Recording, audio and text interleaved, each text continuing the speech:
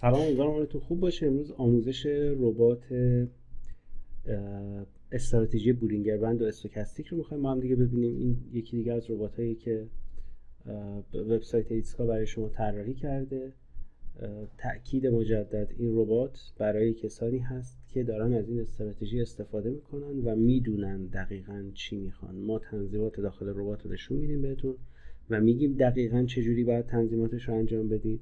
اگر دارید از این استراتژی استفاده میکنید و میخواید رباتش رو خریداری بکنید، ما اینجا میتونیم ربات رو به شما ارائه بدیم. اما اگر که نمیدونید دقیقاً این اندیکاتورها چجوری کار میکنن یا تصورتون اینه که یه رباتی رو میخرید و همینجوری براتون سود ایجاد میکنه، این تصور درستی نیست. با این ذهنیت ربات خریداری نکنید.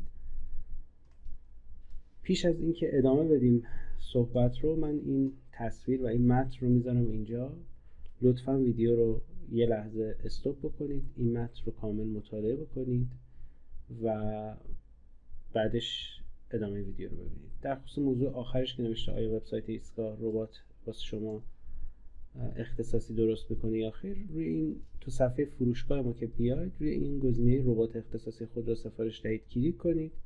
یه صفحه براتون باز میشه، اونجا میتونید درخواستتون رو به صورت کامل بدید و بگید دقیقاً چی میخواید. ما هم بررسی میکنیم و براتون رباتی که مد نظرتون هست رو ایجاد میکنیم. این ربات 3 تا پکیج داره. یکی ربات به این شکلی که خرید و فروش بر اساس ریسک میکنه، فقط اون تیکه ریسکش رو میتونید بگیرید. یکی بخش مدیریت سرمایه مارتینگر سعودی و نوزلیشه که میتونید این یکی رو خریداری بکنید. یه پکیج کامل داره که این دوتا جفتش داخلشن و چیزی که من الان میخوام بهتون روی ربات نشون بدم پکیج کامل هست که میبینید و حالا آموزش هاش رو هم بهتون خواهم گفت. این یک نموداری از سوددهی این ربات هست و بریم روی متا تریدر.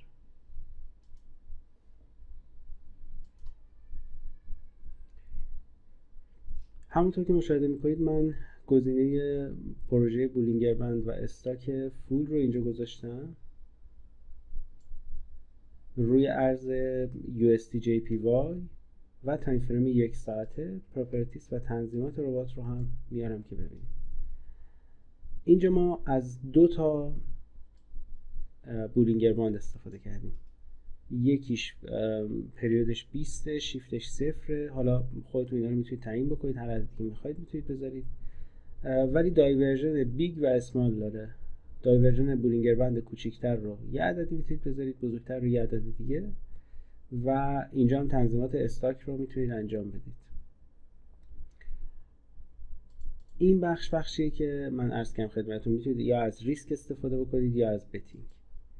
2 نوع مدیریت سرمایه هست، ما اسمشو گذاشتیم بتینگ، وگرنه خب مثلا 2 نوع مدیریت سرمایه متفاوته. ریسک اگر بذارید میگه هر معامله با چه ریسکی چند درصد سرمایه‌تون وارد بشه، استاپ کجا باشه، تی پی کجا باشه. و اگر که از بتینگ استفاده، اینا که گفتم برای ریسک، اگه بتینگ استفاده بکنید دوباره استاپ و تی پی اوکیه، اما اینجا مولتیپلای آن لاس داریم. یعنی اگه باختی، اگه شرط و در واقع پوزیشن استاپ خورد، بعد تو حرکت بعدی من چند برابر بکنم حجمو. اگر سود کردی من چند برابر بکنم حجمو. یا از این دوتا میتونید استفاده کنید یا از این دوتا. اینجا میگه چند برابر بکنم، تو این دوتا میگه چقدر حجم اضافه بکنم. میگه اگه سود کردی چقدر حجم اضافه بکنم. من میگم هر جا که بودی 300 اضافه بکن. اکانتی که دارید استفاده میکنید ممکنه اکانت $1000 باشه، شما میگی 100 اضافه بکن. $100,000 باشه میگی مثلا 3 دهم اضافه بکن، 3 لات اضافه بکن. این بستگی به اکانتی که دارید استفاده میکنید داره. و خب این یه رنجی داره، یک سایکلی داره. همینجوری شما هر اکانتت، هر ترید اولت با مثلا 1/100، دومیه اگه سود بشه با 4/100، یعنی 3 تا بهش اضافه میکنه میشه 4 تا، سومی با 7، چهارمی با 10 یا 1/10. ولی اینجا ما گفتیم چند تا ترید پشت سر هم سود داد، 4 تا. اگه 4 تا پشت سر هم سود بده، رو پنجمی خودش بیره روی 1/100 دوباره. پس اینم در نظر داشته باشید. و اگر هر بازه‌ای توی این مراحل استاپ خورد، دوباره حجمو کم میکنه. تریلینگ استاپش رو میتونید روشن یا خاموش بکنید. اگر تریلینگ استاپش روشن باشه، وقتی که به اینجا عدد رو نوشته به 250 پیپ سود برسه، تریلینگ استاپ فعال میشه. چارت میاد بالا، به 250 پیپ سود میرسه، اینجا تریلینگ استاپ فعال میشه، یعنی استاپتون از این پایین میاد رو نقطه ورود. حالا هر چقدر بره بالاتر، این استاپ باهاش میره بالاتر. بریک ایونش روی 250 و بعد تریلینگ استاپش هم رو همینه. حالا شما میتونید این دو تا رو تغییر بدید. بگی آقا اگه به 100 پیپ رسید، 100 پیپ سود رسید، شما بیا برای من بریک ایون کن، استاپو بیار نقطه ورود بذار. بعد اگر به 250 رسید، همینجوری استاپو واسش بیار بالاتر. گزینه اگزیت وید استاک داره که ممکنه بگید که من میخوام بر اساس سیگنالی که استوکاستیک میده خارج بشم از چارت، که اگر همچین چیزی رو خواستین این رو ترو میکنید.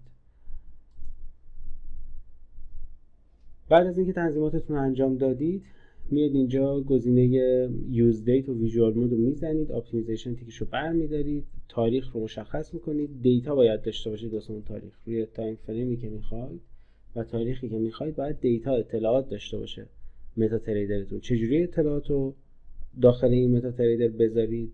برید ویدیویی که تو همین آلبوم، تو همین مجموعه ویدیو وجه ویدیوی ربات ها هستش به اسم ویدیوی ایمپورت کردن دیتا رو ببینید. داخل اونجا توضیح دادم که دیتای متا تریدر رو چجوری ایمپورت بکنید. میرید اونجا ایمپورت میکنید دیتا رو و نهایتا استارت رو میزنید. بعد از اینکه استارت رو بزنید، مثلا من رو این تنظیماتی که الان بهتون نشون دادم، یه اکانت $10,000 رو اومده کرده $10,297. میام توی چقدر سود میشه 2% سود. 2% سود توی 8 ماه. من تنظیماتی که اینجا گذاشتم، ستینگی که گذاشتم، پوزیشن های خیلی خیلی کوچیک داره باز میکنه. الان میگم توی ریپورت خواهید دید درادانی که این حساب داشته کمتر از 1% بوده. پس اگه من 2% سود کردم، با 0.9% درادان این سود رو رسیدم بهش. کاری که لازمه بکنم اینه که حجم رو ببرم بالا، یا حالا توی مدیریت سرمایه‌اش تغییراتی ایجاد کنم که نهایتاً این سودی که کرده 2%، حالا من مثلا میگم با درادان 10% هم اوکی، همه چی 10 برابر میکنم، اون $200 میشه $2,000، یعنی 2% سود من میشه 20%. حالا من الان تنظیمات رو تغییر میدم، مجدد تست میگیرم بهتون نشون میدم. تنظیمات رو من عوض کردم، الان داره تست رو انجام میده. خب من تنظیماتی که تغییر دادم فقط این بود. اون 1/100 که اینجا بوده کردم 0.1 و 3/100 که بوده کردم 3/10. بیایم تو گرافش میبینیم که تقریبا که دقیقا همون شکله، همون گرافه و صرفا سرمایه بیشتری رو درگیر کرده برای سود گرفتن و نهایتاً هم 10,000 تا شده حدود 13,000 تا، یعنی 30% سود گرفته توی 8 ماه. اینجا میتونید ریپورتش رو ببینید. درادانش رو چقدر شده؟ 7.14%. حالا نکته بعدی، یه نفر میگه آقا من تا درادان مثلا 15% هم اوکی هم. این تنظیمات رو دوباره میتونه بیاد 2 برابر بکنه و تنظیمات رو 2 برابر بکنه، این سود مثلا 30% میتونه بشه 60%، درادانش میتونه بشه 15%. اینه که همچین چیزهایی رو شما میتونید تعیین بکنید توی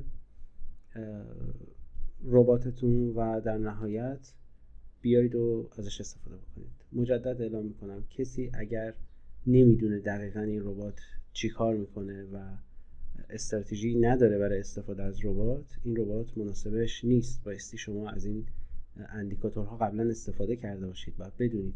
و یه نکته دیگه، توی بهینه‌سازی ربات شما میتونید بیاید تو ریزالتا و بعد نگاه بکنید ببینید تریدا چجوری داره انجام میشه، اونایی که ضرر ده بوده، اونایی که سود ده بوده.